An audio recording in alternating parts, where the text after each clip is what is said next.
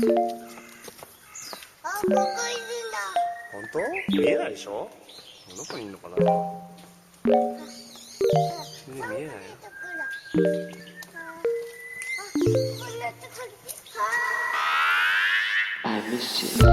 What's good, Internet? It's Monday, March 16th, 2020, and you're listening to Waypoint Radio, episode 290.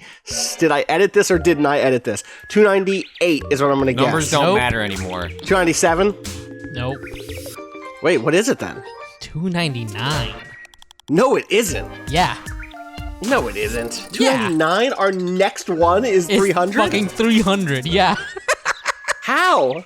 I don't know. How did we get here and not realize? Waypoint Radio, you have to be wrong. No.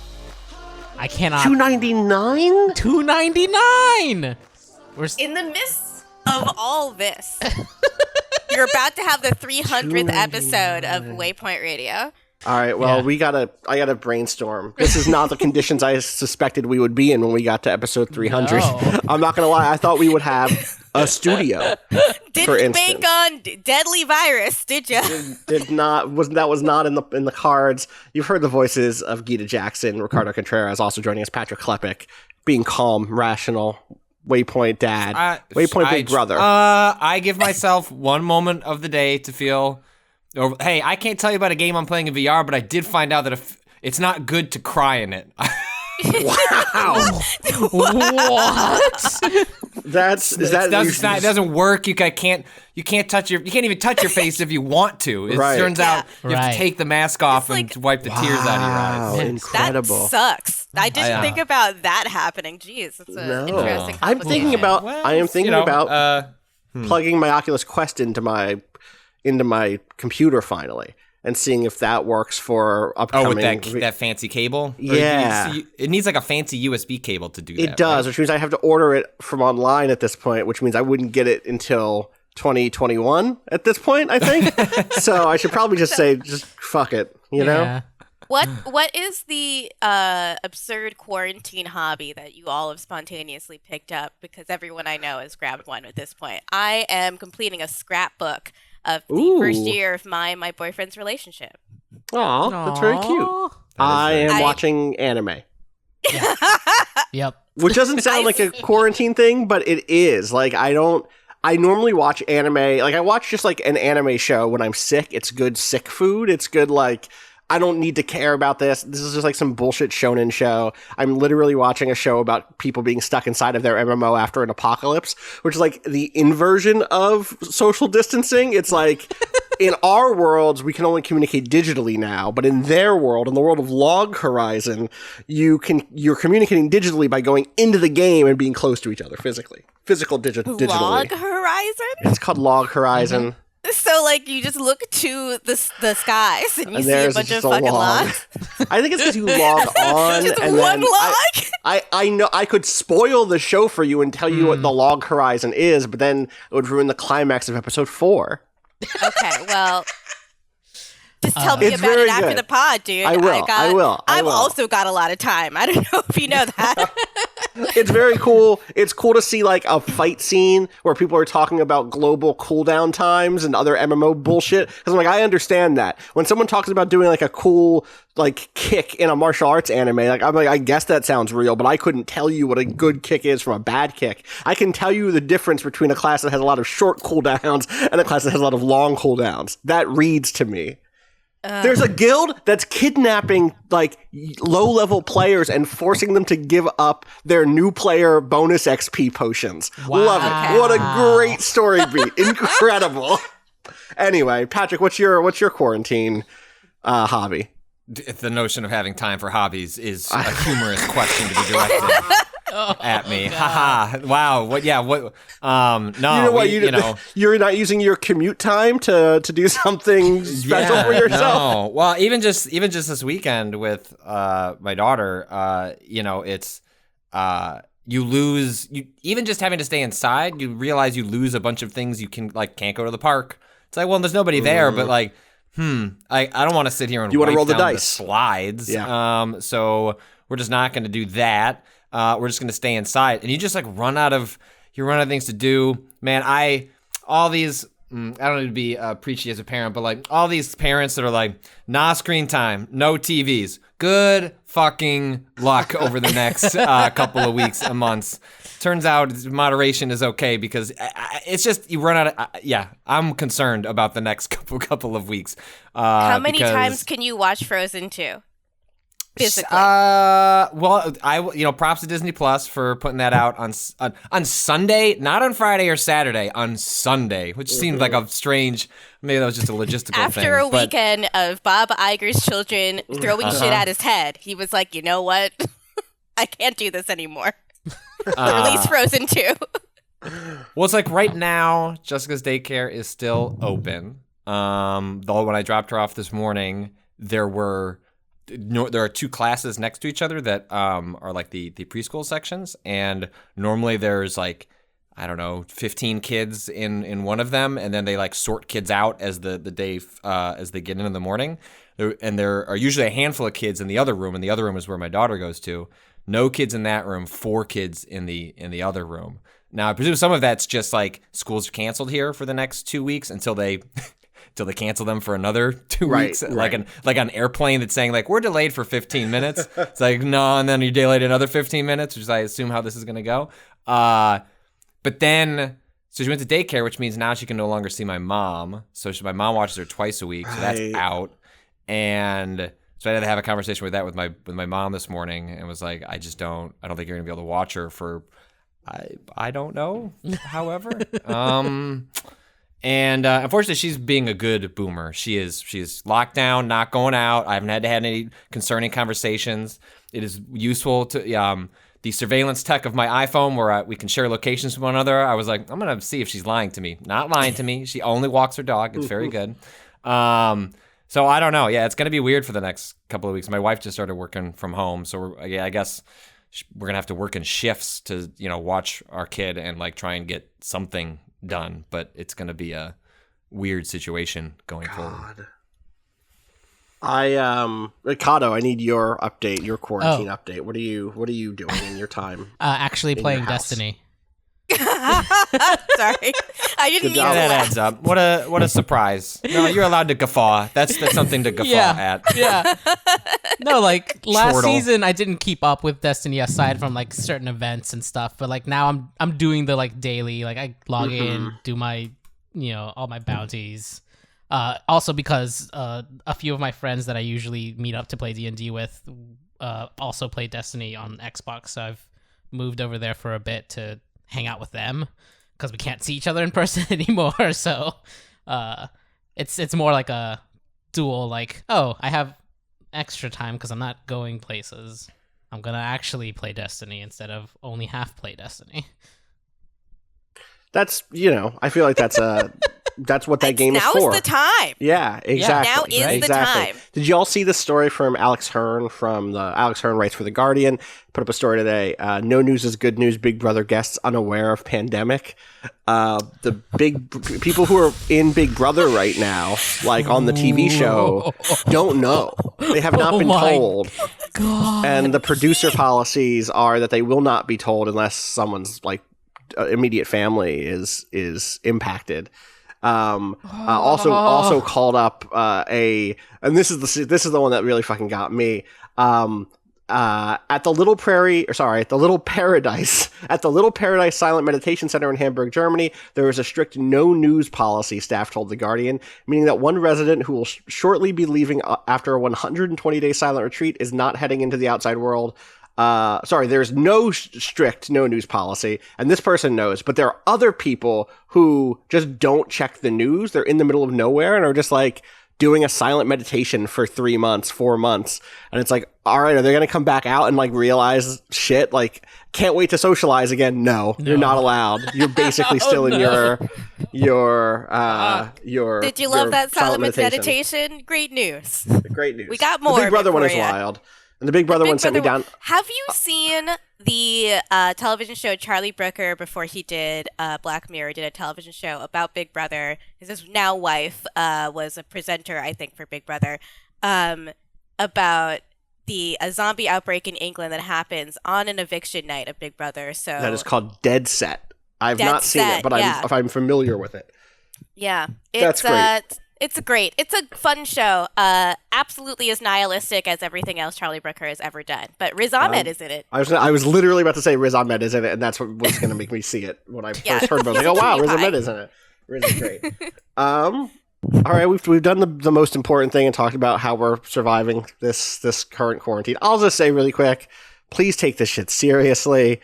I've had to go out for like groceries and stuff, and motherfuckers are just outside. Motherfuckers are just fucking God. At the bar. I mean, this is now changing in New York. Finally, we cannot do like a local news show, but the difference between the Bill de Blasio and the Governor Cuomo press conferences is night and day. The Bill de Blasio thing was like the most "I'm your cool dad" ever thing. He was basically like, "Listen, people are gonna go out. People are gonna find excuses to go out. I just want you to be safe when you do it." And Cuomo was very much like, no, you're gonna stay the fuck in. You're gonna stay in. You're not gonna get anyone hurt. You're not gonna do anything you're not supposed to do, and that is it. This is my house. And it was. But also, like, it's very like.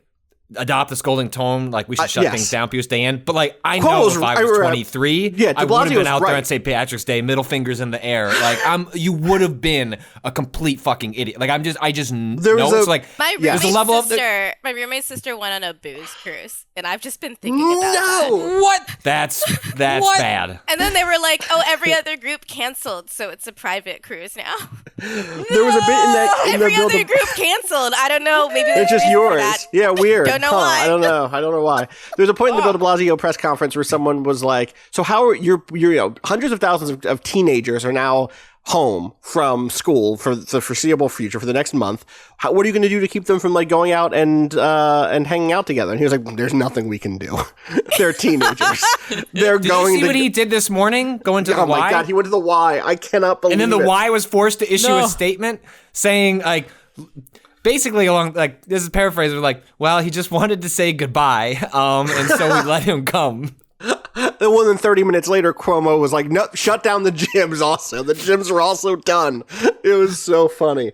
I'm very glad I got my Ring Fit in ahead of this. Timed it out right. I tried so hard to get a Ring Fit before the court. Like before, I knew it was gonna you knew on Friday of last week that this week was not gonna be normal. And on that day, I immediately went to Amazon and I tried to find one single Ring Fit that could be delivered to my home, and I could not find one in the city of New York.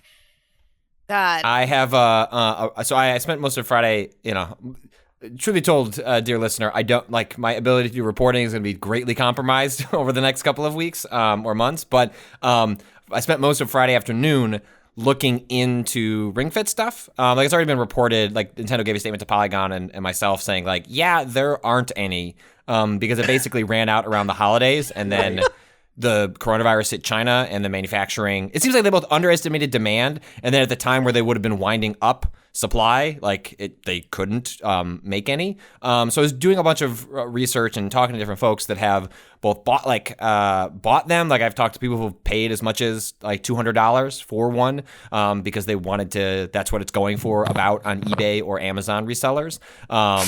And I heard this story, and dear listener, I'm sharing this on the podcast with you because I want to know if you've heard other things or things like this, because it may not end up in the story if I can't verify it. But I heard from someone who was trying to find one at a local GameStop on the East Coast, and when they brought up they're looking for Ring Fit. This is back like a month or so ago. The manager at the GameStop there was audibly groaned when Ring Fit came up because there were two people that were going around hitting up. They came into this GameStop, bought all the Ring Fits that they had. They had like 7 or something like that, some like normal amount of those to have, and then asked, "Hey, can you look up local inventory in the area?" They did. Then they called those GameStops, asked them to hold all of them, and went and bought all of them, and then started flipping them online. I haven't had a chance to call this GameStop to verify that there is somebody, like groups of people going around actively hoarding and taking advantage of the supply shortage. But if you have heard similar things or have any insight into that, please get in touch. Because that makes sense. Like at the moment, like there started being a supply constraint, it would make sense for people to look around and see if they could take advantage of it. Shout outs to the guy in the New York Times who said, I don't want to be someone on the front page of a newspaper hoarding like cleaning I will supplies. not be. I will not. I appear to have agreed to a story to be quoted in the New York Times. I will not be the lead character on Twitter a second time. I will not. But actually, behind all the hand sanitizer, if people would look more closely, there's boxes and boxes of Ring Fit. So they didn't know what to make of it. They didn't have a gamer around to crack the code. In the wild. Go ahead. I was gonna say, didn't they raid that guy's stuff? He like immediate, like within like an hour of the store going live was like, yeah, okay, I'm gonna give away this stuff. People did their shitty thing. They bought pizzas. Someone showed up to his house. Like the place that his storage unit, like the people that like he was renting it from, just canceled his contract. Get the fuck out. But for Ring Fit, like other like weird things has been. So like I talked to someone that bought it online used, and then they're like, wait, coronavirus. And so then people are going through like weird, like trying to go through great lengths to like clean everything up in order to like make it useful, like putting it in, like taking the thing that goes on your leg that gets all sweaty and putting it in their, like the washer and dryer. It's just it's a weird world out there. So if you have Ring Fit stories, let me know, because I was going to write it today and I just don't think it's going to happen. Yeah. Well, woof. Well, we can talk about another different Nintendo game if you want to, because there's another Nintendo game that's going to be in stock very shortly. Gita's glowing on the screen right now. You're just so excited. Gita, can you talk to us about Animal Crossing? Yes, I can. New Horizons. Absolutely. Animal Crossing Log Horizon. Got it. Well, you open up the game and it's about one big log. So right, that's it. You just walk around the log and you just talk about the log all day long, and it's got an internal clock, so it's a day-night system for the log. Okay, yeah. Yeah, perfect. Someone will make this on and put it on itch by the end of the week. Ray tracing, because it's just the log, so they really went all out with the fucking graphics. Yeah. Great. All right, your review is up. My review is up. You're positive on Animal Crossing New Horizons is a little heaven in a world gone to hell is the headline here. That's a Rob Zachney headline. Okay, sure. The subhead, the deck is, while the politics aren't perfect, it's certainly better than the real world. That's a Gita Jackson deck, for sure. Gotcha. Yep. Yeah. Talk to me about Animal Crossing. It's a perfect video game. Well, it's an almost perfect video game because there's one part of it that makes me feel like an inhuman monster when I do it, but I have to do it for the game to be as perfect as it is. Essentially, this feels like the prequel to the first Animal Crossing game in a lot of ways. Huh. It's like this thing where Tom Nook has decided to start a travel agency, and he's booking people for his deserted island getaway package, where you just go to a deserted island and then you just build a town there from the ground up. And it's really, really sweet. You pick all of the places where the stores are going to go. So you start out and there's no Nook's Cranny or anything. There's no Able Sisters shop. You have to spend money and provide resources for those shops to exist. And then I realized around the time the game had almost entirely opened up to me that my town suddenly just looked like the very first town I ever had in Animal Crossing, where you arrive there and there's a shop, like a very simple shop, and like the Able Sisters clothing store, maybe, and that's it, and like a couple of neighbors. But I built this entire infrastructure, There's 2 bridges and a ramp now. And I'm about to build a 3rd bridge. Shit's crazy. That's wild. There's something really, really calming about it. Not just because it's Animal Crossing, the whole aesthetic is really calming, but because I can't go outside. And I was playing this. One of my final excursions to socializing with other people in person. I went to Paul Tamayo, the video producer from Kotaku. I went to his house to play local co-op because the internet co-op's not up. And I just had a vision of me and 7 other people in the midst of this to prevent us from losing our minds, all playing Animal Crossing on someone's island and then being in a Discord call at the same time, because that just seems like what's going to happen. Did you did you do much multiplayer stuff? Does that work for you? Did that? Oh, I'm like yeah, a very. it's I did some seamless. multiplayer. Okay, I did some multiplayer in New Leaf, but it was not like the cornerstone of my experience. I'm curious to what degree is that? To what degree is that like good in this one?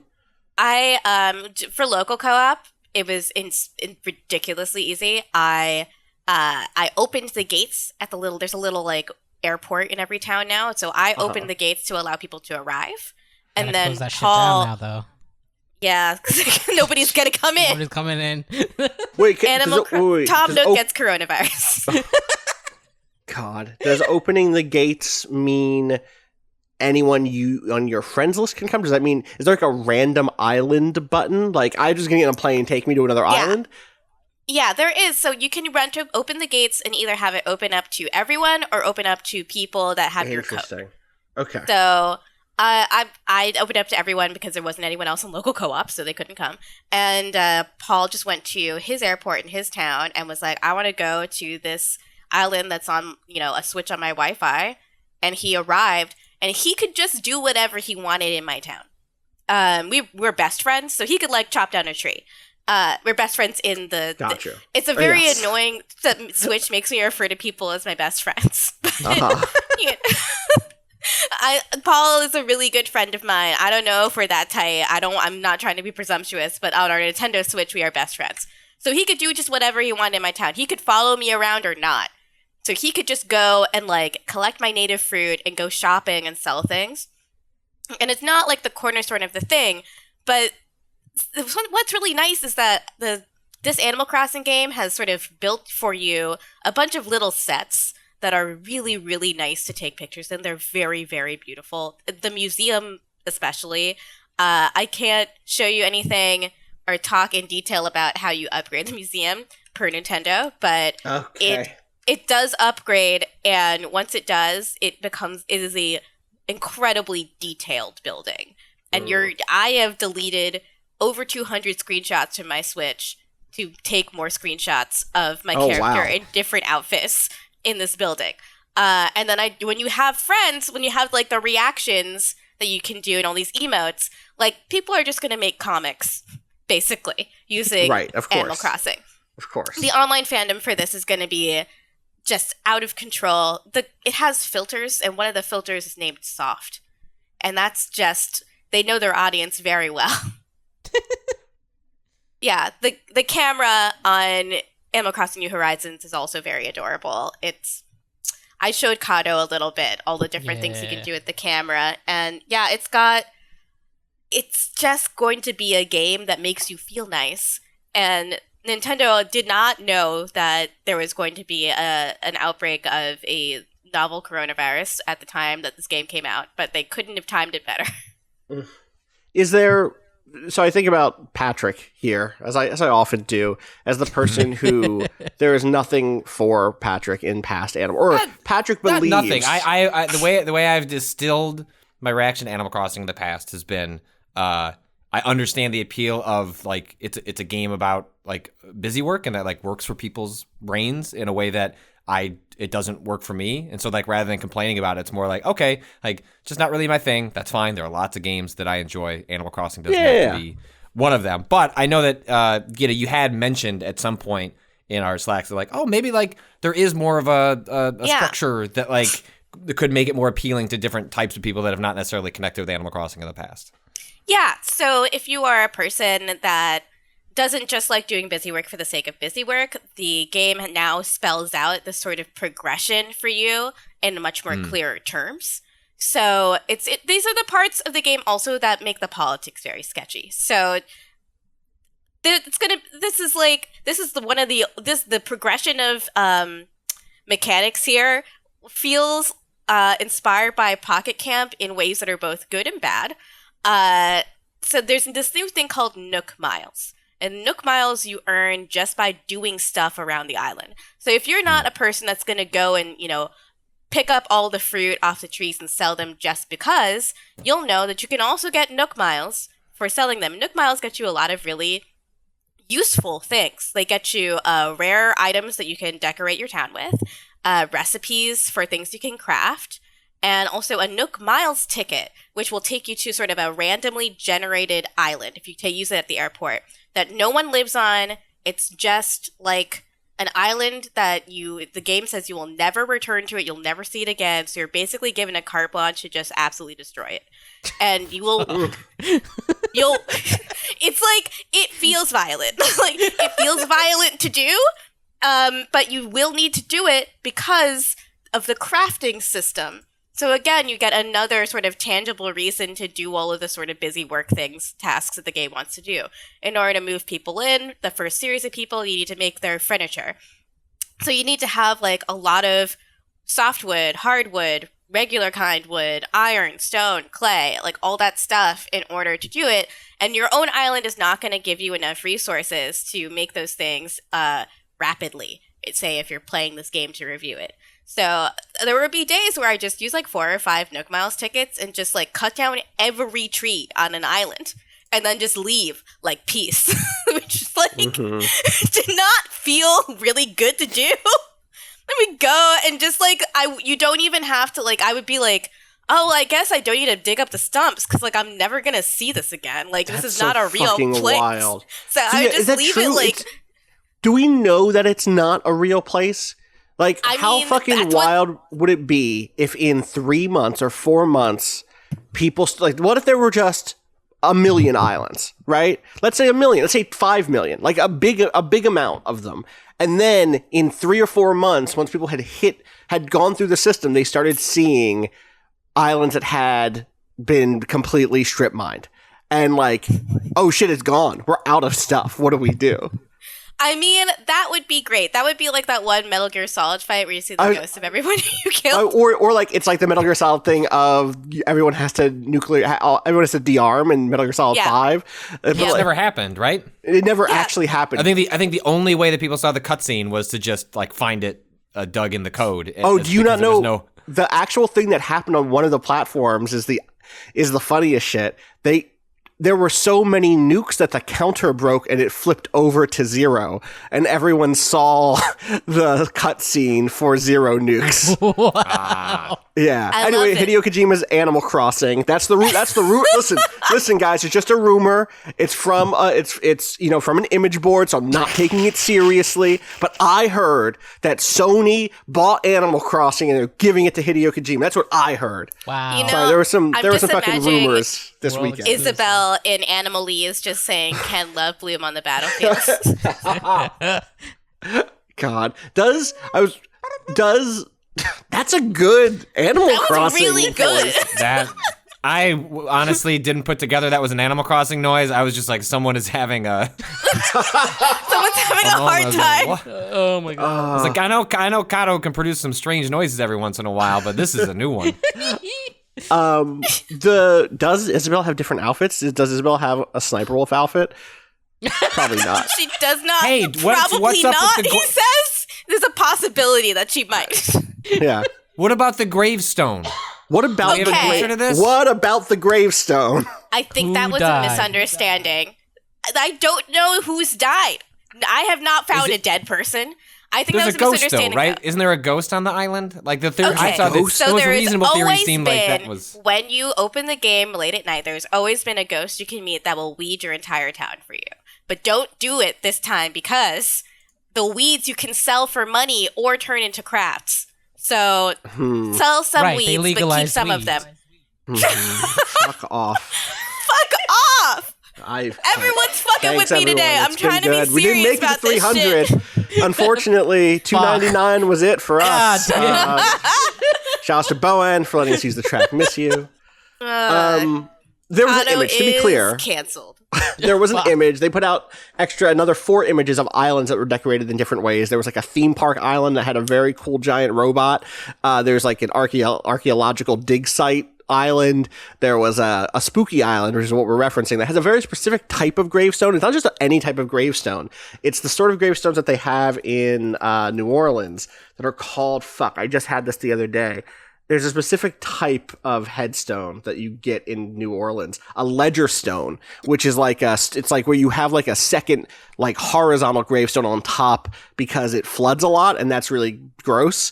And you got to keep that fucking casket down there. And then there was an image of a wrestling ring, just kind of showing like the breadth of creative possibilities. But you're saying the gravestone, you have not unlocked the gravestone decoration yet, or no one's died. Yeah, I mean, one of the two, basically. One of the two. Yeah. I think Have you it been might be checking in on your neighbors? Do you because know? I talk to my neighbors every goddamn day, okay? Wait, which You're a good neighbors neighbor. did you get? I gotta look up your neighbors. Who'd you get? Okay, I've got Filbert the squirrel. I've got Tabby the cat, Filbert best neighbor the ever. squirrel. I've Tabby got the cat? yes, And? Sylvia the kangaroo. That's Sylvia. I have Pietro, who's Ram. I just am waiting for you to look up Pietro. And I have Savannah, who is it's the giraffe type, but she's got zebra stripes. Wait, what? Whoa. Is she new? I think she might be No, new. I see her now. Oh yeah, okay. She's cool. Pietro, oh boy. Pietro. Pietro. Patrick, please just look up Pietro Animal I've linked it in Crossing the Village. group. I linked it in the group. Oh, I don't know. That's a Yeah, hold on. Okay. That's beautiful. Pietro That's is beautiful. a smug sheep villager. Like, this description is already dragging. Is Pietro smug? Why is Pietro smug? What's he smug about? What are they smug about? Pietro is wearing. Can we paint a name? word picture? Okay, so in order to get new villagers, you have to have a campsite, and they'll come and camp there. And the first person to show up at my campsite was Pietro. So imagine me all excited because I'm like, I'm going to get a new villager. And then I go to the campsite, and there is a clown-faced ram with clown makeup on his face, and like wearing a clown outfit, and he's clown colored, and it was so scary. I was scared of him. This is Generally, like Pietro will get along with lazy, normal, snooty, and peppy villagers, and may conflict with cranky villagers. damn. Wow. Pietro Gotta watch out. is like a ram clown. It looks like his horns are made of they're balloon animals. If you told me that this whole thing was a get up and there was just another villager underneath, I would believe you. Like if you were like, that's a mask. This is Pietro's purge outfit. I would believe you. Also, this is Nintendo throwing dark again. The Animal Crossing wiki notes that his name is Italian and possibly comes from Pietro Aretino, who is like an Italian playwright from the 15th and 16th century, playwright, author, poet, satirist, and blackmailer who reportedly died from laughing to death. I think we found out who's going to be in that grave under that gravestone. It's going to be Pietro. He's going to tell a joke that he laughs know at what? too much. God. What is happening? in this- Patrick, why did you... Patro. Pietro. Pietrick. But Doctor, I'm Pietrick. Is this someone in Pietro cosplay? Is this what you've sent me? Yes. Okay. I Good. think so. Good. That's a TikTok. It looks like a Homestuck though, and that also does looks look like a like a Homestuck. Yeah. These are both Homestucks. Why is he so seen? Is my big question. You sent us Scene Pietro. This is definitely... Yeah. God. I saw him at the venue last week for sure. Yeah, look, when you got to go to the Get Up Kids reunion show, you also want to bring your Switch. God. Well, it sounds like I you also got a have cool Cobb. village. I have Cobb, the sporty pig. He's really nice. Cobb's my second favorite after Tabby. Oh, Cobb is good. I like Cobb's glasses. That's good. Ooh. Yeah, Yeah. Cute. Okay. That's a Cobb cool. has That's really a cool cute group. glasses. Are there? I'm gonna ask you some rapid fire real Yes. one questions. Yes. Gyroids are back. No. Yes. No. No. Just for the bridges, just for the, just like it was in New Leaf, where you pay gyroids to build bridges and stuff. Sorry. Wait, I'm also sad. Wait, were they gone in New Leaf? They were gone in I'm New pretty Leaf. sure they're not real. Yeah, they were not. I didn't see them outside of. You haven't dug up a gyroid. I have not. I've dug a lot of holes, and I have not dug up a gyroid. Not one single one. Damn. Okay. I know, right? End of an era. Other and Cado, I know as a long-term fan, you could also jump in here. I just want to let you know that you can do that. All right. Have you? What fruit do you have? What's the fruit situation? Pears. I got pears. I went to a Nook Miles Island and got oranges. Does that change the game? Being able to go to a Nook Miles Island and just be like, boom, got them oranges, got those cherries, got whatever I need. So most islands have the same fruit as your native fruit. But I've gotten to a couple of islands that are clearly like, here's a bunch of rare stuff. Like, surprise, you got lucky. Here's a bunch of rare things. And I got, I went to one island that was just all orange trees. And I made like 20,000 bells that day, just off of that haul. And I went to another island where they had a big pond, so you could collect a lot of the sort of the garbage you can fish up, but you can also be turned into crafts. So I was able to get a lot of that and turn that over. I went to another island where I had just a lot of minerals that I could pick up. Yeah. Okay. Have you had a special event yet, like a fishing tournament or a happy holiday something? Not yet, but every time you build a new building, you get to hold a ceremony for it. So that is yet another opportunity to take a cute picture of all of your villagers. Good. Nice. Has anyone left your village yet? No. Okay. Good job. Is Kapp'n around at all? Haven't seen him yet. Have seen Gulliver. Gulliver is the bird? Gulliver's the pelican that just keeps washing up on your beach. He has washed up on my beach a couple times. What is he doing? What else? What is he doing? I don't know. He's having a bad time. Is there a calendar? There must be a calendar that you have unlocked from the beginning. It's like, here's the day that there are fishing tournaments or whatever. Yeah. Okay. I'm trying to think. Have you done any fashion stuff yet? Have you designed a dress? Yep. The designer is really, really good. The favorite thing about it is mirror mode, where you could just have whatever you're drawing be mirrored on the other side of the canvas. That's been really handy. Nice. Once the Able Sisters shop opens up, you actually have this thing in there called, you can go in a dressing room. It'll show you more stock than what is available just out and about. And it'll show you every color variation too. So that has... Can you buy that stuff, or is that just to show you? You can buy that stuff. Oh, You go into the dressing room and just try on things. And I now have so many clothes that I keep having to remove other things from the storage in my house. Your house is now built-in storage. So when you get a wardrobe, that is only so that you can access sort of a version of the fitting room within your own home. Right. That just pulls from the clothes you have in your storage. But otherwise, the storage in your wardrobe, that is just the regular storage in your house. So I keep having to remove things from storage because I keep buying new clothes. But why would I not buy a detective coat for my character and get them a little flat brim hat so that they're like Sherlock Holmes? Perfect. How often are you...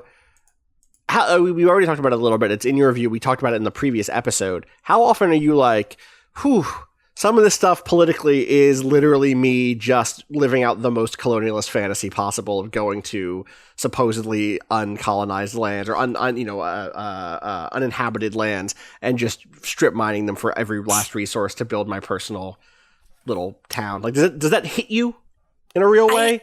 It hits me only when I'm doing the Nook Miles thing. Okay. Like, that is when I feel like I am doing something dirty. Like, actually wrong.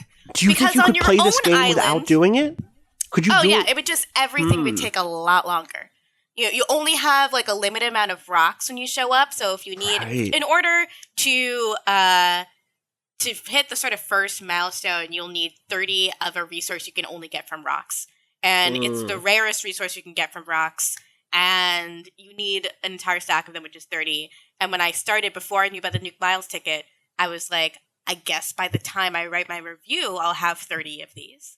But I was like really coming up for a loss. And like on your own island. Interesting. It has to be aesthetically pleasing. Like it has internal parameters for judging how pretty your island is. And in order for it to be aesthetically pleasing, you can't cut down all the trees. Like it will judge, the game will say like a place that doesn't have trees in it is not pretty according to the parameters of the game. Interesting. So it's okay to go to other places and make them ugly because who cares? They're not where you're from. Yeah. Yeah. It feels weird. It feels really, really weird. That's really super interesting. It's the only time the game feels weird, and it feels like the Pocket Camp influence. Like, it feels like they hooked onto a mechanic that worked well in Pocket Camp, because there are similar things there where if you do certain things a number of times, you get like a small daily reward. They have little quests, daily quests you can do every day. And this is essentially the same mechanic, but encouraging you to do things in the game. And it isn't like you can pay money to make the timers go down. You can't. Like, if they say, okay, check back tomorrow, you have to come tomorrow. Like, there's no way to skip past that. Right. But it by using this Nook Miles mechanic that has so much in common with like scummy iPhone game stuff, it just gets weird. It just feels weird. It feels like so much of the game when you're on the island is about respecting where you are, just making it beautiful, whatever beautiful means to you. A lot of the time that means planting a lot of flowers and planting more trees and more growth, and like talking to the people that currently live there with you, building a community, building a neighborhood out of just what is a couple of people. And that feels wholesome, and like that feels like politically more aligned with how I feel about community. But then it's just like, okay, now go to an island and strip mine it, come back. And I'm like, I don't know. Like, I don't like it. I had a question about, so you said that is it instead of your home, the whole island gets raided? Or are those separate? Do they still have... Is it like Happy Island, whatever? What's it called? Happy Home Society? Happy... Right. Oh, no, it's just like, when... You could ask Isabel in New Leaf, like, if the town was pretty or not. Right. Gotcha. I've gotten, I've surpassed the 30,000 points mark in Happy Home, the Happy Home Academy. Okay, good. Nice. Congrats on that. My house is really cute. I've taken so many screenshots. Also, of a question adorable with house. you can put like furniture and stuff outside now, right? Only certain items. Okay, that was what I was wondering, because like there used to be in New Leaf there was that whole like if you wanted to build like a lamp post, it was like a whole to do, like a different thing other than like the regular furniture stuff. Or is this you can exchange Nook Miles for a lamp post now? Okay, have a lamp post. Nice. Here's an important question. Would you say it would be an improvement if they added the ability for you to make your own villager to play as, who is not a human? Could I be an animal person in the next Animal Crossing? Not this new one, but would you say, hypothetically, if I could design a clown sheep and be like, this is me, and then roll into your town, like, what if it was like, beep, beep, Argyle's the name I use in Animal Crossing. Argyle's arriving to your town, and you're like, oh, cool, that's Austin. I know Austin uses the name Argyle, and you go to like I said beep beep, so I guess in the next Animal Crossing in my mind, it's a bus dropping me off or whatever. I thank the bus driver, always thank the bus driver. Okay. I get off the bus, and then it's me, but I'm like a clown, and like I'm just gonna say what came to my mind, a Triceratops, like a Triceratops clown. Would that be but a villager, Triceratops clown villager, would that be an improvement on New Horizons or nah? In this specific circumstance, I'm going to say no. But I mean, my other reasons for that is that now the game gives you like an incredible amount of control over what your villager looks like. You essentially can go back to create a character at any time as long as you have a mirror. So you can radically alter what your character looks like. That's perfect. You can change everything. You can change the eye shape, the mouth shape, nose shape, change the skin tone. You could use this is a victory. What used to be the boy and girl hairstyles now available to everybody, and they have some good ones. Yeah, it's not. I know that I cannot in good like. I cannot take the credit. This is not what it is. It's not what it is. But I am very... He says as he sets up something where he is like, the person who's not taking credit doesn't set up a thing where they say, I'm not taking credit. I'm not racist, but... Well, this is the opposite. For people who have no idea, one of the pieces that like led me to get game writing or game criticism jobs was a piece that I wrote on my own blog about Animal Crossing and skin color. And in the previous game, in New Leaf, to look like a character of color, what you really were was a tanned white person or a sunburnt white person. And to do that, you had to like repeatedly go out in the sun in the game, either just outside in the summer or to the island in the fall or winter, because it was not hot enough or bright enough to actually get a tan on your own town or in your own Animal Crossing village. And so that was like a big piece that I wrote, and the response actually was yes, like from people. I've also been waving this flag for years, but it sounded like no one listened. And what I do know from talking to people who've talked to people at Nintendo is that they heard that from a lot of people in that after that last game came out, because it was such a big deal, because so many people who saw in that not just in the specific game, but across the genre, like the thing about this type of game is customization. It's about expression. It's about like, I'm going to design my house. I'm going to design my t-shirt. But you can't design your character, right? I can make a t-shirt that looks like the t-shirt I'm wearing, but I can't make a character that looks like me. I can't give them the skin color I have or anything like the hair that I have. And so I'm so, like, it was worth engaging on this issue, even if all I did was make conversation that was already there a lot louder. It was worth my whole career. If I even pushed this rock a little tiny bit, I am happy to have wasted the last 8 years of my life in this fucking industry, because I'm gonna get that fucking game and give myself like actual black hair and have skin color that I don't have to worry about. I don't have to like literally bake in an extra 30 minutes of my game every day to maintain my skin color. Is very exciting to me. And Gita, you've said the hair is good. The hair is good. I wish they had more curly feminine hairstyles, but sure. Always they have overlooked. really good dreads and a really good fade for dudes, which God bless. It looks really great. And the hat chops for the dreads hairstyle also is really good. I'm sorry, that's a Sims term. Hat chops is when you put a hat on and you see what kind of hair comes out. It pops out the I got you. Yeah, it's really great. This is important because I just read on Twitter that Idris Elba has been tested positive for COVID-19, but now we can send Idris Elba a copy of Animal Crossing. He can make himself in the game. I don't have to tell him what his tanning regimen has to be.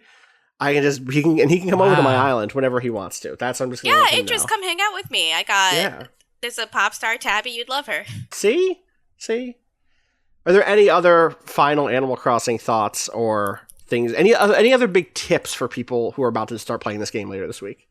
I've got some good tips. Some good solid tips. One is the Nook Miles thing. Just like accept that you're going to do it at some point because you need a 30 stack wood, and the wood is very difficult to get. You always get hardwood or softwood when you cut down a tree.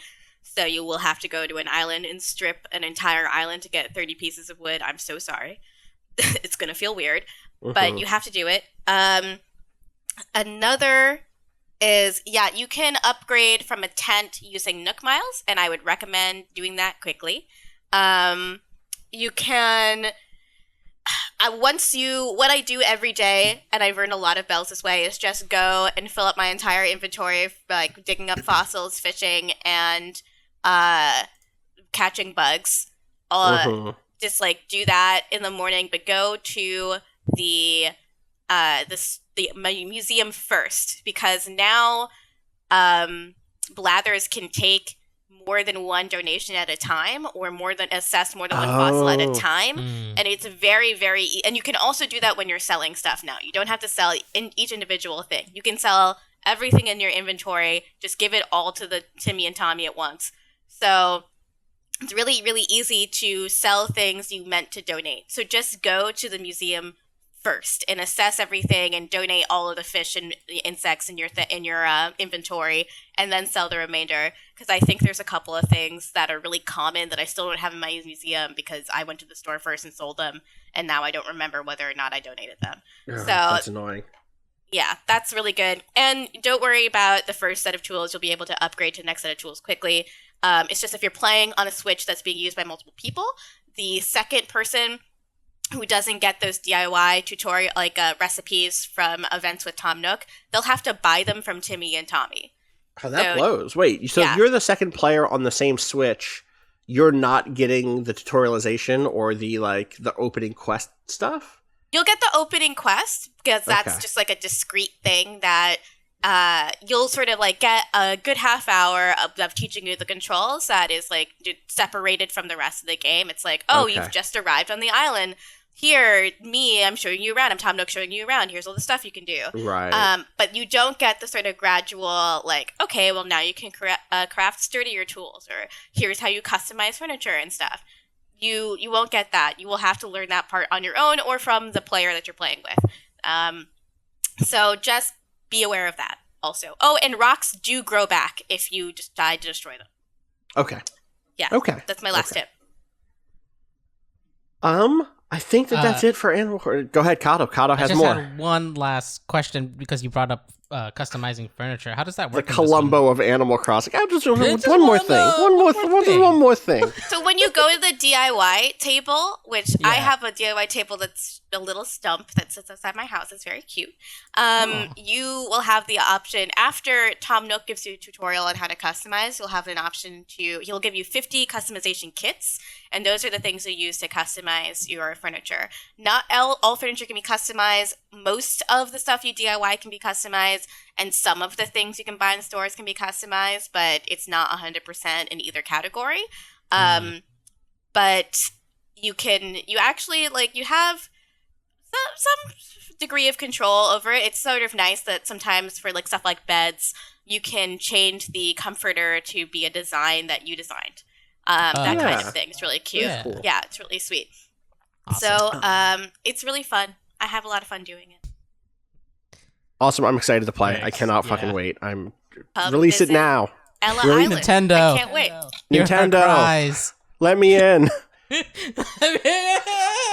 Shaking All the I'm thing. thinking about is that Obama meme that's Obama RP, and he's I'll do anything, then perish. Yes. But it's Nintendo with releasing Animal Crossing early.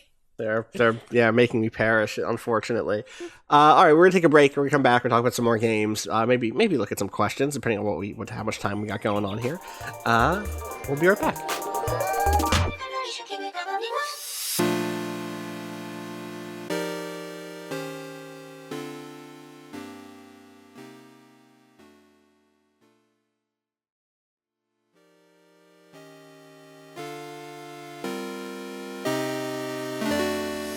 All right, we are back.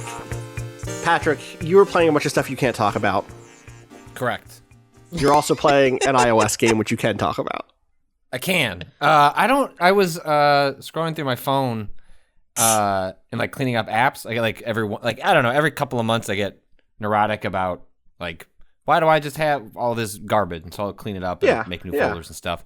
And this game Archero, which I want to say Ben at Giant Bomb. I want to credit That is correct. I'm that just is correct. going to that credit. Is correct. Am I correct? That is I want to say he 100%. I said can that hear in it a in his Discord at one voice. point. Yes. I want to say, but I don't listen to. I don't listen to. Okay, it's well, not a Sonic I against Giant Bomb. so I don't maybe listen to you any got it game elsewhere. podcasts. Right. Then maybe you're wrong. Maybe No, he mentioned. I think he mentioned it in the Discord. That But we're if in, you're saying he talked about it on the podcast, you can confirm that I'm pulling that fact. I accurately figured from it my out. brain. Here's what it is. Will Smith said, "Thanks for recommending Archero to Ben," and that's the jump. That's the connect. Okay. All right. So, okay. yeah. Anyway. I was like, oh, what's that? I'll Actually, no. Ben did add. It has Archero has no right being as good as it is with how free to play mobile game it looks.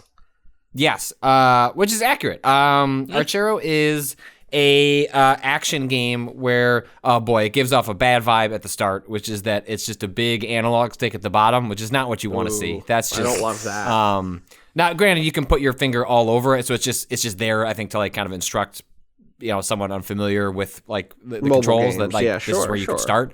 But the way it works is you have this it's a top down, and you're in these little arenas, and when you move the character, there's no button except to move. You just are only moving the character, and when they stop moving, they fire their weapon. And so there are enemies all over the screen, and so you run around, you stop, and then they fire. And where they're what direction you stop them in is where they're generally going to shoot. And so they, you don't have to line it up perfectly. There is an auto aim sort of assist happening. Oh, interesting. But okay. That is sort of the baseline. That's the game. Is cool. Come into this arena, run around, stop, take some pot shots, and you're doing a typical sort of free to play game thing where you're filling a level meter, which gives you upgrades. You can you have diamonds that give you an extra life, and you can purchase more of those. But I've only played 2 hours, but it's a really gratifying mechanic. Just on a basic level, it's incredibly satisfying to just run around, stop, have your character do an auto shoot, and then go back to doing your thing. And you're stacking things like like freeze onto. You can stack a bunch of things on your arrows. Like at one point, I had like bleed, freeze, burn, and electricity all on the same arrow. So it's like causing all these like wild status effects on the enemies that I'm encountering as I'm going from arena to arena. And it's got things you see in these sort of like roguelite type games. Like you can encounter the devil, and it's like, hey, you can either decrease your health by 200 points, but you can fire 2 arrows at once. And so, I've made it through the first world, and I've found it to be, I would echo the notion that like it works remarkably, it works well, and the like free to play trappings don't feel like maybe it's a trick, maybe that like really becomes like tough as it like scales in worlds later where you're gonna feel inclined to pay, but it's like for a game that's bullet heli in places, which is really cool absolutely, 100%. Like you like because a lot of the enemies you're dealing with, a lot of what you're like studying is really less about your character's actions and more like trying to understand the behavior of the enemy. So it's like, let's say you'll jump into an arena where there are 4 bats and 2 skeletons who throw bombs. And so the way the bats work are they kind of like pause and then move. So it's like you'll want to bait them. So it's like, hey, like stand in a place, know that they've locked onto you, then move. And then at the same time, you're tracking the skeletons who are throwing area of effect bombs. And it's like that, it becomes like you're dealing with a flow of enemies in relation to what sort of attacks you can set up. And then that also like plays into whether you have, like if you have like freeze stuff, it's like, okay, well maybe I want to like freeze the bigger enemies or the bomb enemies, and then I'm going to work on trying to attack the smaller ones. It's I don't have like a ton to say about it, except like it's just a fun game, and I recommend folks checking it out. Yeah, I put more time on that same note into Roundguard, which we talked about on which is Friday. now on Apple Arcade, actually, it is, which is actually that's a good get. That is a good get for that service. I've not seen it on phones yet. I just played it on Switch, so I don't know how it translates. I bet it's fine. There's like some small stuff on the screen sometimes that I would prefer to see just on a regular TV. Yeah. But I ran a game with the Wizard, who has really cool abilities, but is also kind of squishy. And I got to the 3rd world of that. What are the abilities? So a lot of her stuff, I mean, so obviously that changes over the course of play, Right. but she starts with a lightning attack where there's 2 like lightning bugs crawling up and down the side of the screen constantly, and as if you were in wherever you are, draw a line to them, and everything in between the 2 will get shock damaged. Which is really cool. Then the stuff that ended up being like my build was she could summon a frog, which would shoot out the opposite direction that you were going and propel you the other way. So the end would hit things, and anything it hit would be hit as if it was you. So it's like shooting a clone the opposite direction of you. It's like a multi-ball in pinball or something, right? And you end up bouncing the other way. So if you're about to hit the bottom, or if you see that if I could bounce back the other way, I can hit this enemy or can go down this other path. As a reminder, this is like a Peggle RPG for people who forgot what we're talking about. It's like Pachinko, but an RPG. So that was one. The other thing was summoning wisps. And those were like, in games, sometimes you like Mega Man 2's Leaf Shield, where like, 3 things will circle you. That's like that, except they're like glowing wisps, and you can summon up to like 12. So it's like a spinning super shield, and each one of them hits an enemy and does damage. So I would just like get into this great hover mode of just slamming these wisps into the same enemy over and over again and bouncing up with the frogs. And I had a piece of armor on, and this is it. Like, the shit I'm talking about is why this game is dope. I had on a piece of armor that meant for every pot I hit, the levels are basically like all of the little things that you're bouncing off of are like, here's a potion or whatever. But also there's just like gold pots, like treasure pots, like ceramic vases. For each one I hit, I got like 3 or 4 mana back. So I was just able to like just chain this indefinitely as the frogs bounced around, broke the ceramic vases open, gave me more mana to spin up more wisps. And it was like this, such a good feeling. And then I hit a level and it was just like, I fucked up. I traded I had a really good piece of armor that just negated all status effects, but I got greedy and there was another one that gave me some other like more aggressive ability, and I picked up that armor instead, and I immediately went into a level and got like poisoned and had bleed effects on. It was like all the shit I'd been ignoring the whole game, was just dead. Just like bad run, dead. But I had a really good time with it. It's a really fun game. I think Apple Arcade is probably like it feels good in that sort of short burst play, and so I can imagine it doing really well on phones for sure. That's called Roundguard, which we kept forgetting last time. Also, I'm going to say, having put another few hours into it, I don't mind the aesthetic as much. I think playing as the cutesy wizard made it feel better than playing as like the gruff warrior who just feels like jokey in a weird way, whereas like the cute wizard girl is like, you know what, this feel like that. Yeah, that is a cool outfit for her. None of the warrior shit looked good because I don't like the character design at all. But you know what? At one point I got a staff. At one point I was shooting frogs all over the place, and I had a staff with a frog on it. That looked cool, you know. So that game is good. I'm happy with Roundguard. Anything else you want to shout out? I want to shout out Universal Pictures deciding to release The Invisible Man this Friday for $20. I will happily pay you $20 to watch that movie now that movie theaters are shutting down. $20. That's dude, I would pay $80 like to just watch like a movie like because if you think about it, what I'm paying for dinner, babysitter, like is like 2 tickets like on a Friday night, like it is. I would pay astronomical amount. I would pay more than $80 to like watch a Marvel movie. Like they're not going to do that, and I do like going out, but I'm just excited because I've heard that movie is fantastic, and they're releasing that in The Hunt, which looked terrible. The Hunt looks terrible. The Hunt does look terrible. Yeah, I feel like we deserve better. We deserve better, and Disney decided that better was Rise of Skywalker, and that's what's now also available. No, I will not. I will not watch Rise of Skywalker again. There's apparently like a 4-day unless free it's trial content of the Criterion channel. I did see that. Yes. So 4 day? It's like 3 or 4 day or something like that. Okay. I thought you said 40. I was like, what? Yeah, I mean that would be tight. That'd be tight. I was planning on signing up for the Criterion channel anyway, so this feels like a great time to watch a lot of samurai movies. Yes, and just in general, Criterion has some really fucking fantastic stuff, so that's a good one.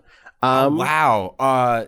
NBC Universal breaks theatrical window, will make movies available on demand immediately. It's like this new Trolls movie that's coming out, which had been hyping up to my daughter, and then have quietly just pretended it doesn't exist. Oh my god! She loves. One of her favorite things to do is to open up we'll open up the trailers app on the Apple TV, and we'll just open the kids section and just watch, because they're so, it's like 2.5 minutes, and so like you can just watch a bunch of different things, like watching little short films to her. And when she was like between 1 and 2, like Trolls was like her thing. It was her favorite thing in the world. And so the new movie was coming out. We were talking about going to it because we don't go to the movie theater with her all that often. And so we just quietly not gone to the trailer section so she'll remember it exists. But now Trolls World Tour, which is supposed to come out in like two or 3 weeks, they're just, if theaters are open, it'll play there in the capacity that it can, but otherwise it'll just come out the same day on demand. So wow. Do you think we come back from this in terms of, one of the things that happens, you just can't you can't put the toothpaste back in the tube, right? You can't put the genie back in the...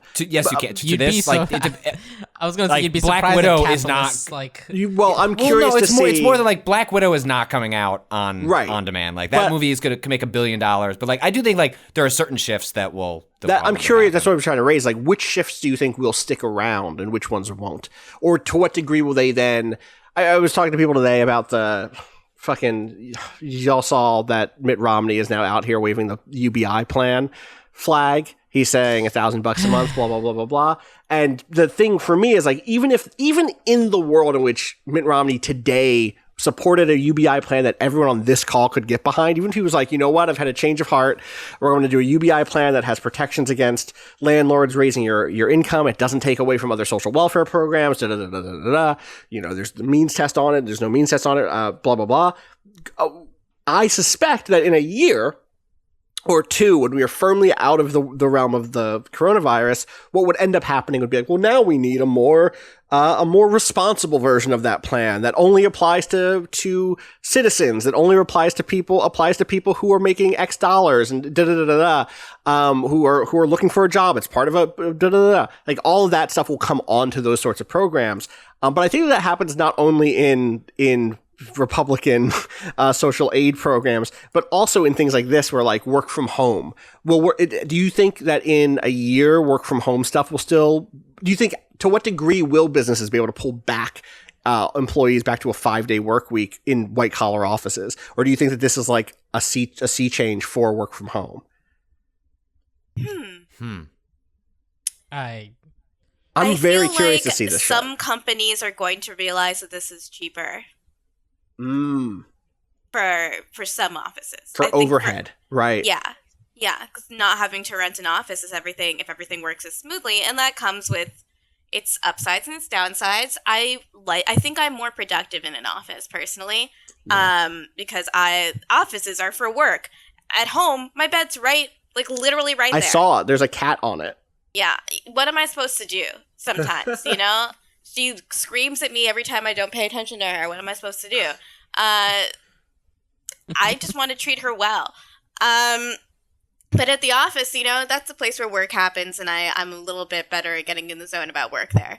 But, you know, I mean, at my last job, they made the argument that our office over by Union Square was costing them more money than it was worth and made us move to Times Square, which, I mean, I didn't love it, but it costs less money, and it's hard to argue with that. Rent's expensive. I'm curious about that. I'm curious about things like changing the release window on films, like kids' movies especially. Like that's a thing that theaters would hate it, right? Theaters would hate the idea of the next Trolls movie, or what's that? The new Despicable Me prequel. Imagine if that film comes out, you know, a week even after theater release. I think theaters would be pissed. But also, I do wonder if there's a certain expectation that gets put in place eventually, you know? I mean, I feel like the issue with that, though, is that the studio's still going to cut from ticket sales. So, like, they want to be able to sell you the thing twice. They're going to go back to trying to sell you the thing twice. True. Also, kids' memories are pretty short, so you have to remind them with the DVD release that the thing exists for merchandising later also. Right, you get that second bump. That's true. This is also why we're not getting Animal Crossing early, right? Is because all of the retail stores would lose their shit if Nintendo was like, oh, actually, we changed our minds a week early. We're letting people just download this game. Contractually, they may not be, in a position to even make that shift. And it would inevitably, impact the relationships going forward because, there are movies that would make more sense, like going on demand, but there are companies who are, this doesn't apply to. Disney is one of them. Nintendo is one of them. Like, they kind of exist outside the normal apparatus. Right. So they are not going to be bullied by consumers ever. We are never going to make a request. Well, and it's one of the stories I've been digging into is, kind of trying to wrap my head around what this, like, whole moment means for game development. It includes a lot of really tricky production issues. I already asked people to send me tips on something, but this is also an active story I'm working on. I was like, if you are a QA person, or if you work in QA, or know people that work in QA, or more broadly just contract work, I am curious how that is being handled. QA is specifically difficult for this current environment because they are often contractors who are not legally allowed to bring home a dev kit. And so when you think about games like Wink Wink Nudge Nudge, Last of Us Part 2, games that are going through a lot of QA at this moment, it's a challenge. It's a logistical challenge, and it's not something that even like companies like Sony and Microsoft and Nintendo, with how they loan out hardware, have like they aren't like the contracts aren't structured under the notion that there's going to be mass work from home. And so, I've been quietly hearing people already starting to groan about how, PS5 and Xbox One dev kits are being handled. And maybe that stuff will get sorted out, because it's an unprecedented moment. But, I've heard from a lot of developers who are who are hopeful that, you know, game development is so much of an office culture thing that there would be a hope that, hey, if we can find, even if this is kind of a semi-disaster as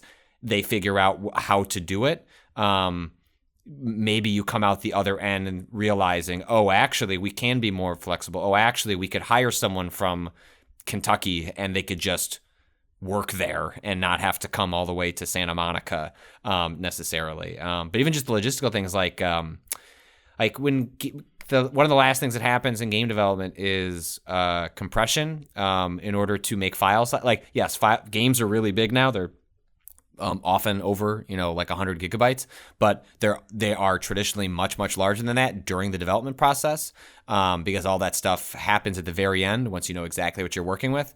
And so what do you do when you have hundreds or thousands of workers trying to pull terabytes of data like to and from, like it's currently causing like a lot of problems, and especially if you're working on next gen stuff where the assets are all like built for like uncompressed 4K. It's just, yeah, it has sounded like there's a lot of things, you know, like a lot of developers are trying to get into a place where like people are all work from home except for like mission critical, and like mission critical like seems like a mixture between like QA people and IT people, because you like just people's home internet and like even work internet is not built for like the, you know, what's currently the kind of stress it's undergoing. Well, and that's on top of, you know, QA already being the most marginalized of kind of game dev.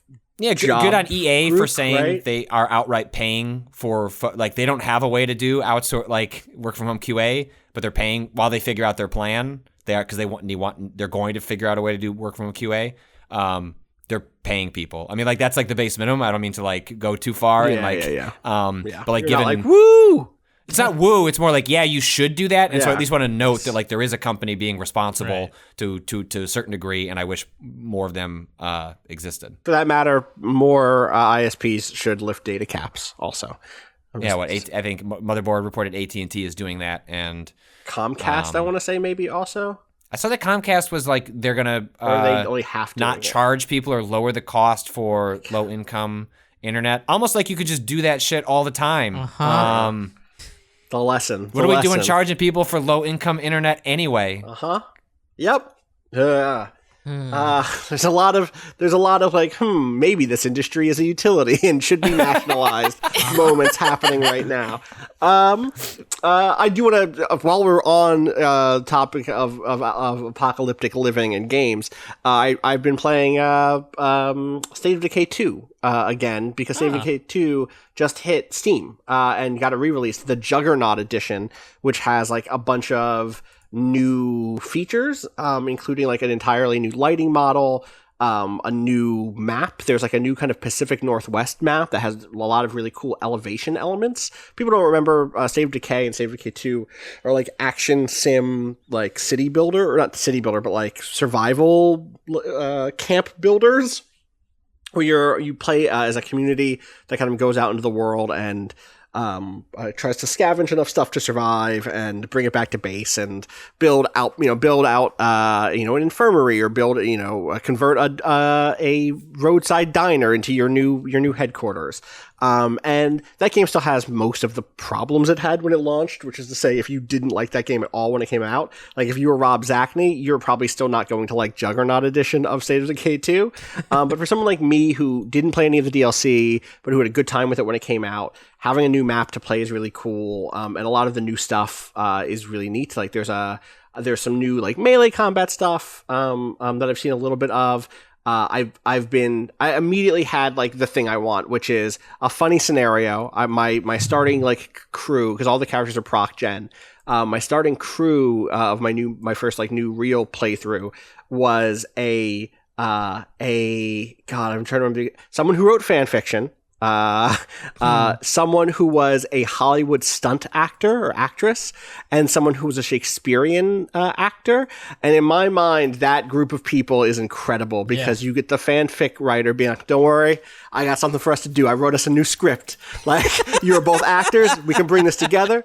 And immediately had the thing that I like in that game, which is kind of emergent gameplay stuff, moments where you know what it is? It's like, it's kind of a much jankier version of, jankier and also ambitious in a different way version of Death Stranding.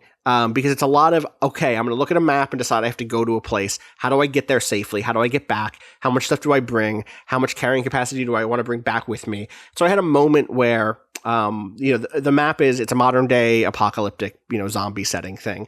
And so, I was staying at kind of, ranger camp type. It was like a Firewatch tower, basically, like kind of an outpost built around a Firewatch tower. And I got a call on the radio from another group that I hadn't met yet that was like, hey, we really need help from anyone who's out there. Please send someone to help. And so I loaded up my like best combat-y character into a pickup truck, drove halfway across the map to find that these people had moved into this part of the town that was being gentrified, or the part of this like county that was being gentrified. I know it was being gentrified because it was called View Vista, or Vista View, which is the most like goofy white people are going to turn a place into condos name you could ever imagine. And they were living out of a fucking unfinished home. And I don't mean like the drywall wasn't painted. I mean, it was the frame of a house. It's like, yeah, motherfucker. Also, there was like a plague house across the street, literally across the street. On the map was the big red blotch of blood because it's where the zombies are like coming from. And it's like, don't live there, asshole. So I saved them, and I'm like, okay, I killed all these zombies. Maybe I can go maybe I can go across the street and deal with the plague heart that's inside this other unfinished house. And I go in and I start to like attack it, and of course there are more zombies around than I thought there were. And so I had to like cut and run and like get in my pickup truck, and the pickup truck starts sparking because it's been hit so many times. The door gets pulled off by a giant zombie. I'm like trying to just like get back home. I had like no gas. I end up trying to stop at a roadside diner to try to like see if there's any gasoline there. Like that story is so fun and good for me. That sort of like emergent, here's the story that I told about my little adventure is the stuff that I love. And it still does that stuff really well. It just also still doesn't have, I think, the kind of polish or guidance that I think a lot of players would need to have a good time with it. There's a better tutorial up top than there was at launch, and it's cool to have it on Steam. It's cool to have it on Steam instead of just on the Microsoft Game Store or whatever. Right. But it's hard for me to be like, go buy it on Steam instead of just get Game Pass, where that's just going to be a better. All these updates hit that version too. Just get Game Pass, if you're playing on PC or on Xbox One, there's no reason for DLC. Or is that all included? I guess the DLC, I don't think so. I think the DLCs were free to begin with on that was the whole thing, is that developer Undead Labs kind of came out and said, hey, being on Game Pass gave us the resources and the audience that we would have needed to justify doing DLC. So that is cool, IMO. Yeah. So yeah, worth checking out if that's something you liked and need an excuse to go back to. Other than that, kind of that and Roundguard was my week. Cado, do you have anything you wanna talk about before we wrap up? Totally. I have this short game that I want to point people towards. It's not out yet, but you can look it up on Steam and itch, called A Monster's Expedition Through Human Exhibitions. It's Great.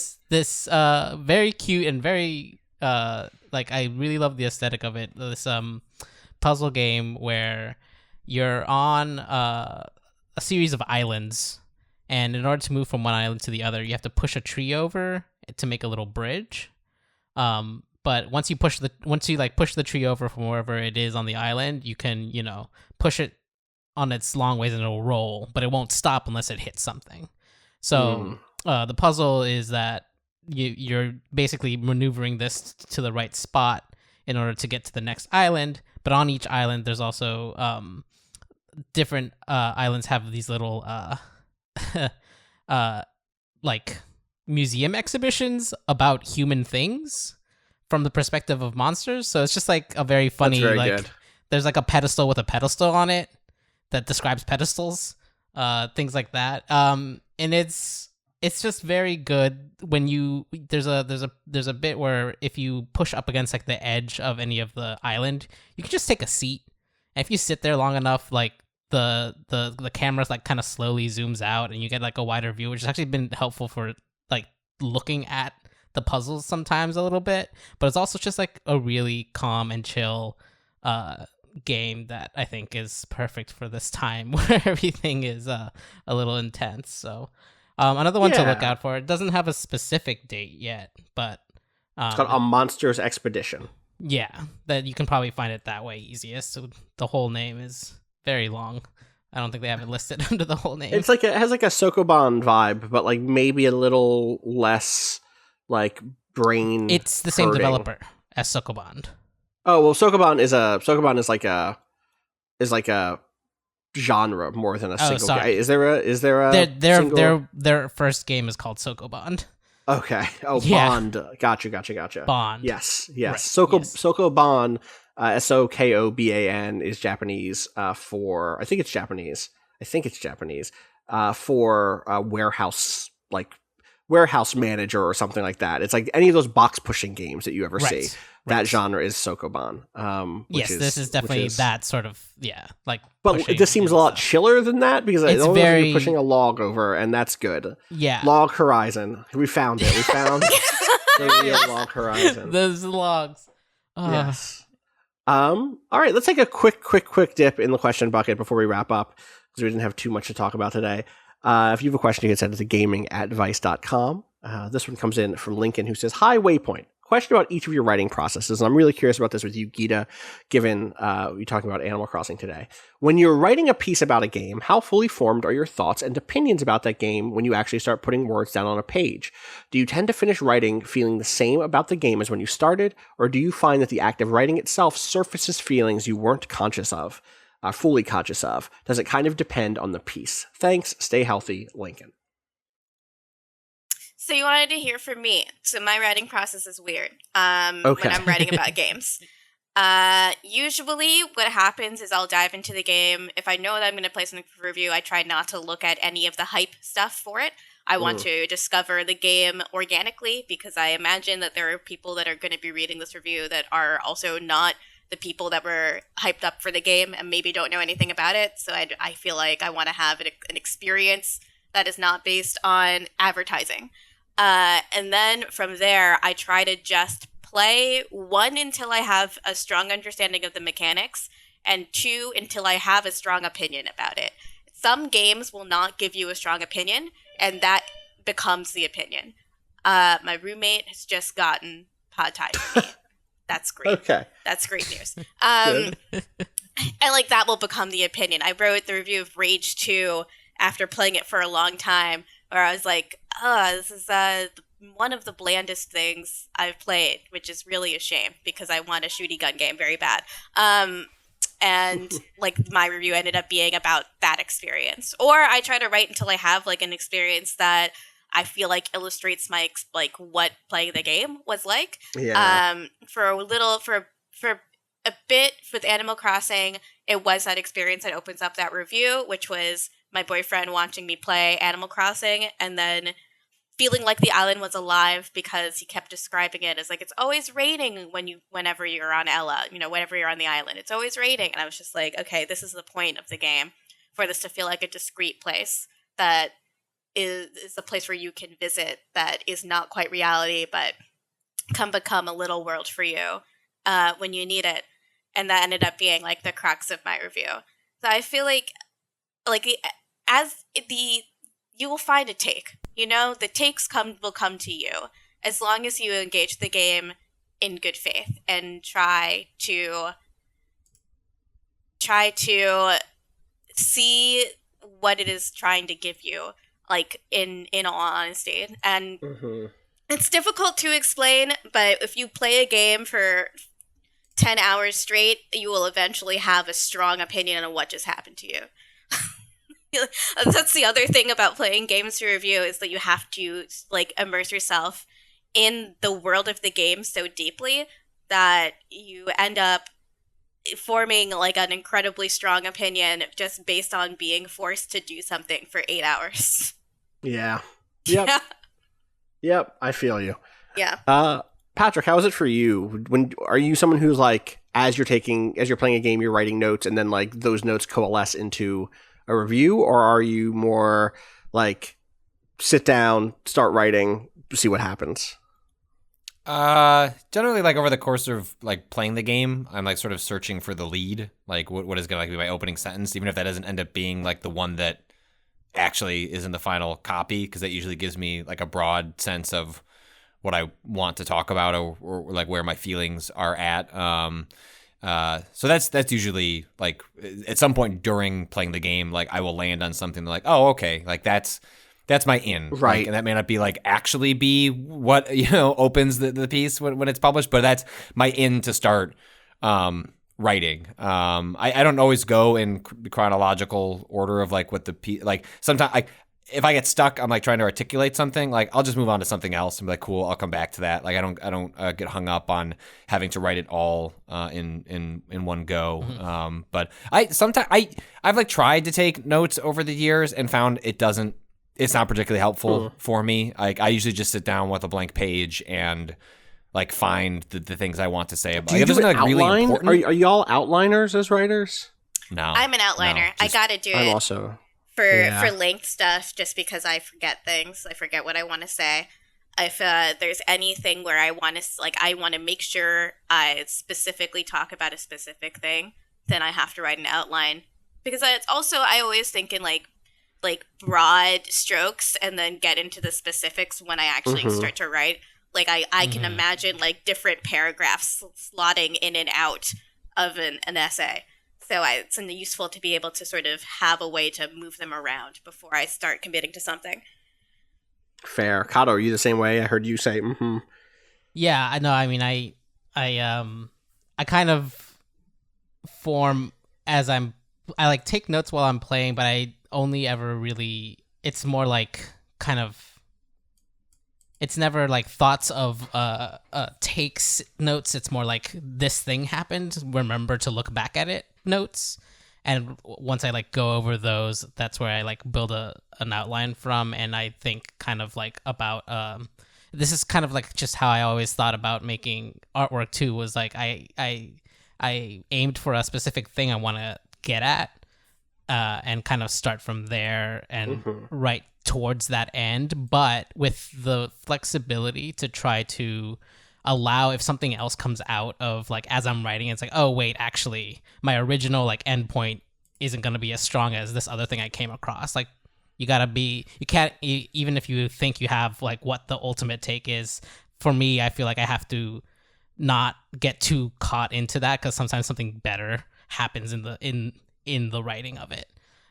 So it's kind of a mix of like, having an end, a goal that you are okay with deviating from. Yeah, definitely. Well, also, I cannot I cannot overstate the importance of having an editor who can sometimes find a through line that maybe you didn't know was there, or see something to like push you in that direction and be like, oh wow, if I develop this out here and maybe in 3 other paragraphs, suddenly it feels like there's a structure to my piece and it's not just me barfing out ideas. That is always very useful. For sure editors hate me in some ways, but I have handed really long review drafts to people and been like, if you can find a way to make this 500 words to 1,000 words shorter, I would love that. I would love it. Just take cut an out to it. all the crap. Yes. Make all the crap go away.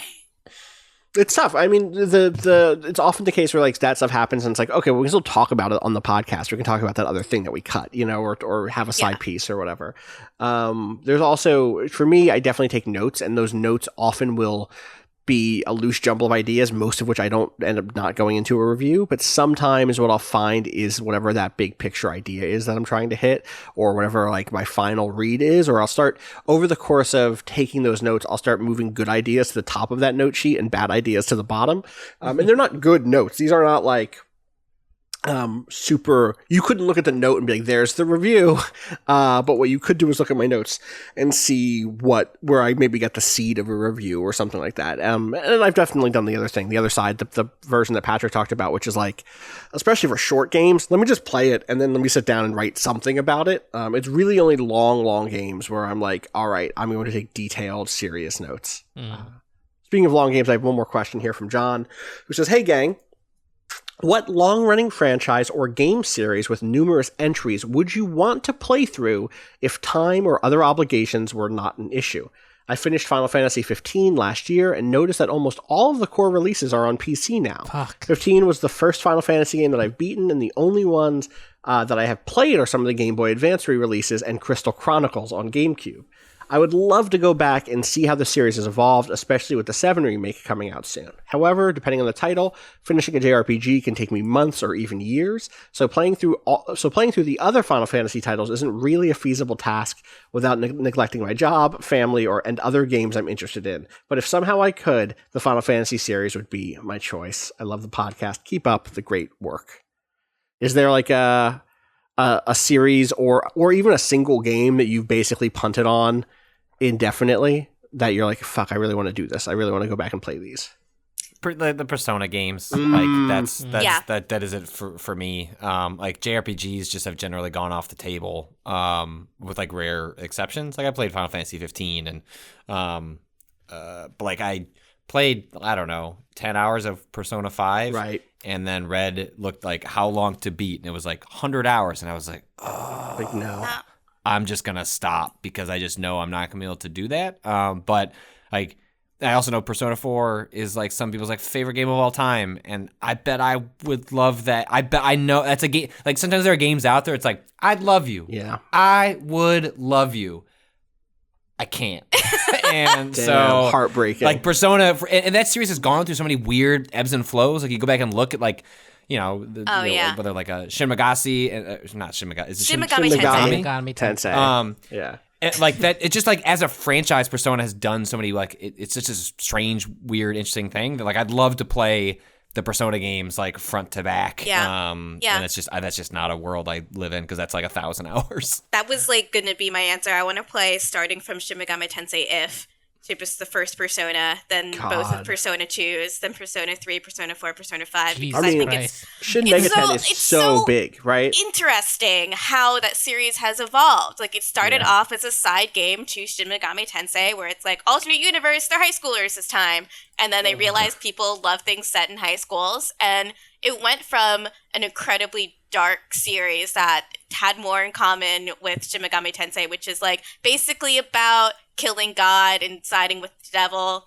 low key, and then that stuff's still happening in the Persona universe, except they just don't talk about it, which is so funny. Well, they to kept me. putting out the Shin Megami games, right? Like that. Those games do still exist on like the 3DS. They became I guess the 5th one is coming out on Switch, so we'll see what that one is like. But like those games have a devoted fan base, and there's like side games like the Raito Kuzunawa Devil Summoner games, or there's the Digital Devil Saga, which I Digital Devil downloaded. Stuff, Strange Journey. There's like so many SMT games at this point. Those games are really good too, and I'd love to go back and play all of the sort of playable or understandable to modern players Shin Megami Tensei games. Nocturne, if you haven't taken a look at that in a minute, that game rips. That game was has super incredible visual design. Absolutely. All the character design slaps. The thing for me is like less about a specific game series and more like a style of game, which is visual novels. Something like 999 is not that long, but it's a very particular sort of attention to spend. I can't be on a call with someone or hanging out with someone and playing a visual novel if they're not also playing the visual novel with me. Do you know what I mean? Whereas I can dump 30 hours into Stellaris while watching Agatha Christie mysteries with somebody else. I cannot do that with a visual novel where my attention is like 100% on it. And in a world where I'm also very bad at staying disconnected from like social media, or where I want to be listening to a podcast, or where I want to be watching a Log Horizon, like it is a 100%. It's like reading a book, and at that point, what it ends up having to compete with is the books I'm trying to read. I'm not saying that visual novels aren't literary or that there isn't incredible writing in visual novels, but at that point, when I'm reading a book, my reading a book time wants to be away from a screen. It wants me to be like laid out on the couch or in bed, reading before bed, and that is a different mode than I want to be in when I'm playing a video game. And so that ends up being tough. There's so many visual novels that I think I would love that I've just completely put into a side bin of like, well, one day I'll have the time to da-da-da-da-da. And really what I mean is not even the time, it's I'll have that mode available to me again. I'll be able to play whatever, that the entire nonary game trilogy, and just play the first one. I can't do You're that. good. You know who the fuck I am, Patrick. You know I can't. It's the first one is a beautiful singular story, wraps itself up just not in a bow, but in a messy why bow. And is the name of the Reddit? VLR is okay. Why? The third one is just trash. It's so bad. Oh, is it that bad? Is that disappointing? It's fascinating. Like for you, it would be like the equivalent. Like if it were to please come from different places. Yeah. Is that like when I said this in a recent podcast, like where like I like when I discover that a horror series goes 10 entries in and I've not seen it. I was like, let's go. Like, come on. Yeah. Like, how do we justify him coming back this time? Yeah. Whereas I can see for you, like, as I played the Nonary series, I'd be like, just stop. All right, but I've already put in 8 hours. I'm going to get to the other end of this. Yeah, I was going to compare it's fascinating from a mythology perspective. I was going to compare it to the original Scream trilogy, where the first one you're like, oh, hell yeah. The second one you're like, good stuff in here. And the third one you're like, what's happening now? Like, why did they do this again? Yeah. His mom is involved. I don't know. It doesn't make any sense anymore. I think Scream gets ridiculous in a good way. Like I think the first one is legitimately an all-time classic. Yeah. Like it's a top 10 horror film, but like some of them get like bad escalation, and like Scream is just like ridiculous. And I've always been very fond of that. Scream 4 is way better than it has any right to be. Yeah, absolutely. Scream 4 100%, really good. Agree. So they just need to make a fourth Nonary game. That's what I'm saying. That's what it is. That's what it is. Well, I haven't played his new game. He did that AI game that I know people have said is pretty good. All right. I'm going to read one more thing because the subject is great. The subject is Green Day can fuck off. An anecdote. Hey, y'all. Listening to episode 296, wherein the discussion turns to the new Green Day album, and at one point Gita mentioned that the band has become high on their own supply. She's right, but this started long before the newest album, and I have a fun little story that reinforces this sentiment. In 2006, I was living in LA and was supporting a friend by scoping out a tattoo parlor with her so that she'd feel comfortable there. We spent about 20 minutes going over the details of one of the artists there and having a great time when in walks my dude, Mike fucking Dirnt, the bassist for Green Day, and what I can only describe as his Hollywood posse. There are 4 of them, Dirnt included, and my friend and I look at each other and decide to go out for a smoke. While sharing a cigarette and chuckling to ourselves about this initial display, out walks the motherfucker with a crony. We politely start up a conversation with him about the tattoo shop and their experience. Within about 3 seconds, he starts droning on regarding all the talented people that know him, such as famous photographers, etc., etc. The two of us humor him while side-eyeing each other, and then completely unprompted, he goes off about how talented he is and his belief that Green Day is the greatest rock band to date, while his crony jumps in here and there echoing him. My friend involuntarily cackles and, embarrassed, returns inside the tattoo shop. I follow suit after finishing the cigarette, and we continue our chat with the artist about tattoos, and that ends up being the end of the encounter. I guess kudos for him for the confidence he has in his band, but that whole interaction left a bad taste in my mouth. So yeah, Green Day can fuck off. Thank you for sending that in, Rob. Probably a different Rob than our Rob, but if our Rob secretly had a fuck Green Day story, I would believe it. That's rude. That's rude as shit. That's so rude. If I was like famous, I would want to be the most humble person possible because I would know everyone. I would know that there's a lot of people out there waiting to put me on blast for anything. You know what I mean? I would need to be as like chill as possible. Yeah, because you wouldn't give autographs. You'd ask for them from your fans because they're the real inspiration. Yes, that's right. Yeah, that's how you'd be. That's it, 100%. If you've had a bad Green Day experience, you write in, you let us know. Please. Again, the email is gaming@vice.com. That's where everyone should send their bad celebrity stories. GreenDay@vice.com. GreenDay@greenday.tv. You go ahead and send those in. I would love to hear more stories about meeting celebrities that were frustrating, in which they showed their fucking asses. Not literally. I don't need to know about the time you saw Conor Oberst's ass or whatever. If they did, you just let us know. As always, again, gaming@vice.com. That is going to do it for today. We're going to figure out what episode 300 looks like as soon as we're done. You can follow me on Twitter @Austin Walker. You can follow us all, twitter.com/Waypoint. Where can people find you, Cado? At @A_Cado_appears. Gita. At XOXO Gossip Gita. And Patrick. At Patrick Klepek.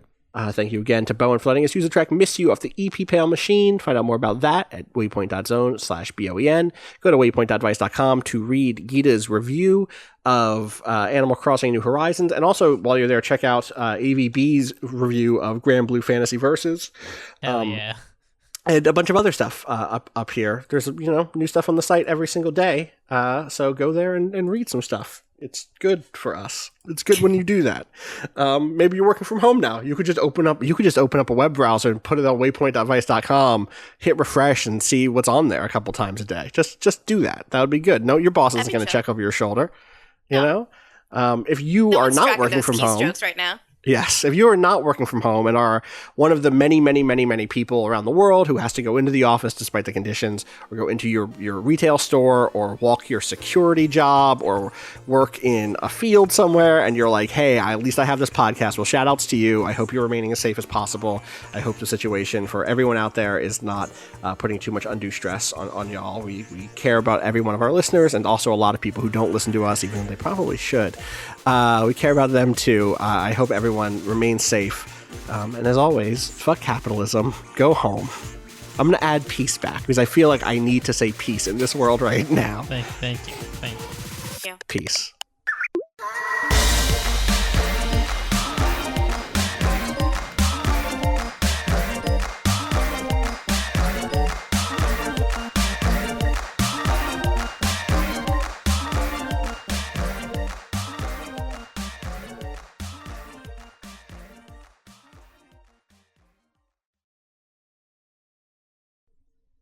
I've dropped something in the chat for all of you. Oh, it's a God. gift. What? No, it's a gift. You guys will like it. Is it? Click the link and then read the description of this man. Snake is a jock rabbit villager in the Animal Crossing series. Despite his name, he's a cheerful pink rabbit. His appearance, which consists of a ninja hood and zipper shirt, as well as his name, indicate a resemblance to the Konami character Snake from Metal Gear Solid series. He has appeared in every Animal Crossing game to date. His Wild World picture quote could possibly reference either of the Mario brothers, as they have often, quote, Mario's number one or Luigi's number one as their victory cry. Great. I'm going to go eat lunch. You go eat lunch. Have a good one. I'm going. Bye. All right. Time is time. Everything you do is right. Bears talking to Teddy Bridgewater about a deal to finalize would make Mitch Trubisky not the starter. Wow. Uh-oh. Truly. I need a sorry. distraction. Yeah. Don't. Anything. Are you ready? Are you done with Mitch? As the year. Yeah. Mitch? Okay. He is a wonderful human being. He seems like all you would want in like a nice person that puts in the effort, but he's just not the guy. Just not the guy. Happy. Whatever. They're not going to play football this year, so what does it all fucking matter? It is. Yeah, they're not. It's not happening, right? They might. September. Like I could see them start like doing a shorter season in October, which would be extremely funny given that the CBA they just passed is about extending the season by a game. So they got one to spare. It's like, all right, just drop one of them. We'll just keep going. Two things about Time.is today. One, it's everything you do is right day, which I think is a bad. I don't know. I feel like a lot of people are doing I feel wrong. like I have no answers. Do you want me to give you some complicated questions? Everything I'm doing is right. Prediction. Yeah. Let me ask you some complicated questions about my grandmother and her daughter and what we're supposed to be doing with her. You let me know if what I'm doing is right. Yeah, I just don't think I feel like today is a lot of, you should be very skeptical of your own rightness right now. Yes. I also really love the quote today is Abraham Lincoln, who says, the best thing about the future is that it comes one day at a time. You ever think about that. You ever think about how Abraham Lincoln thought about the future? That motherfucker was like, one day we're gonna I can't wait to die at age 30. Yeah, exactly. Like, come on, life expectancy. All right. Ready to clap at, you want to do 13 seconds? Oh, hold on. No. I was drinking water. No, Patrick's not ready. It's fine. No, I'm ready. Wow. Did someone clap anyway? Gita I did too. I didn't hear you say you were not ready. I was not paying attention. I was focusing on the time. We're going to do 25. They're good. Cado, was that on time? It's Cado's impossible. clap. Cado, your clap was 5 seconds behind. Wait, the actual noise, the sound? I don't didn't even know hear that the I clap. heard I just a saw clap. your video go. Okay, 5 seconds. I after. clapped in time. Okay. What is happening It's like to my stop video? motion animation.